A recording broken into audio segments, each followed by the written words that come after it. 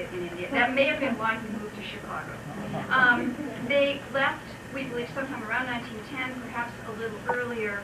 And then the last question was the profession. Harry was in the shoe business for his whole career, and Sylvia was a homemaker. So that's for Sylvia. I was also asked to do Kuna, who was Sylvia's brother.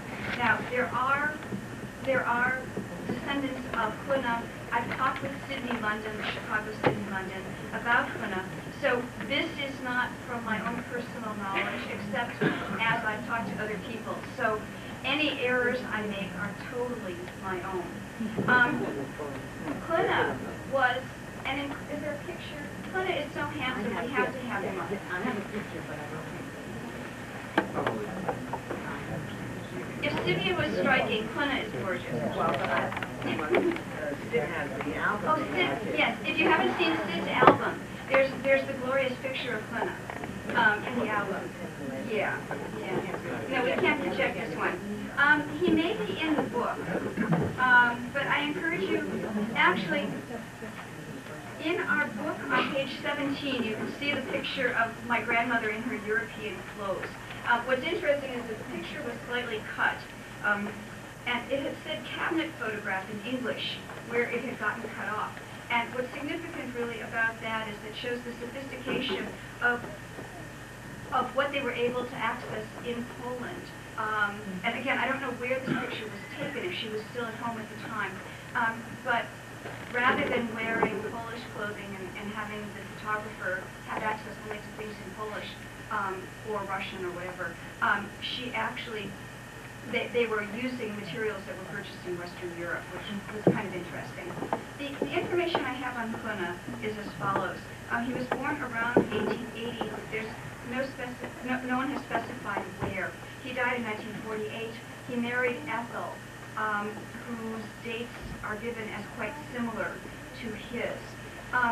What's interesting about Kuna is that according to Sid and also Sid's cousin Jack London, who we've talked about these same events, Kuna emigrated to the United States in the early 1920s. Now Kuna had 9 children, all of whom were boys. And when, okay, now I think this is the order. Kuna came to the United States to be able to make a better living or to change his way of living.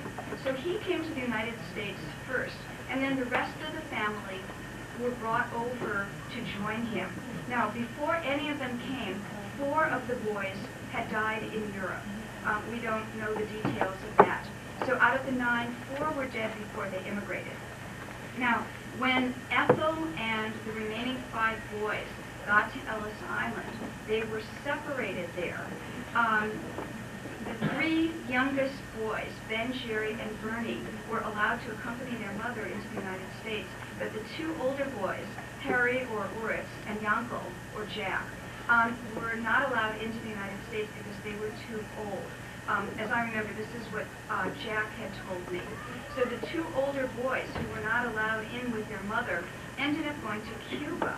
And they stayed there for, I'm not quite sure how long, but at around 1926 or 27, they were smuggled into the United States to join their families. And so finally, the entire family was reunited. They went to Chicago. Neither Jack nor Sidney were sure about who sponsored them.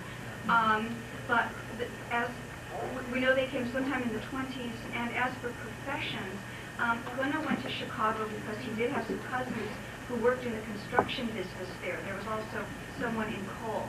And Kuna worked as a cement contractor for his entire career. So if any of the Kuna branch would like to add more, I'd be more than happy to have you add. If not, that's all.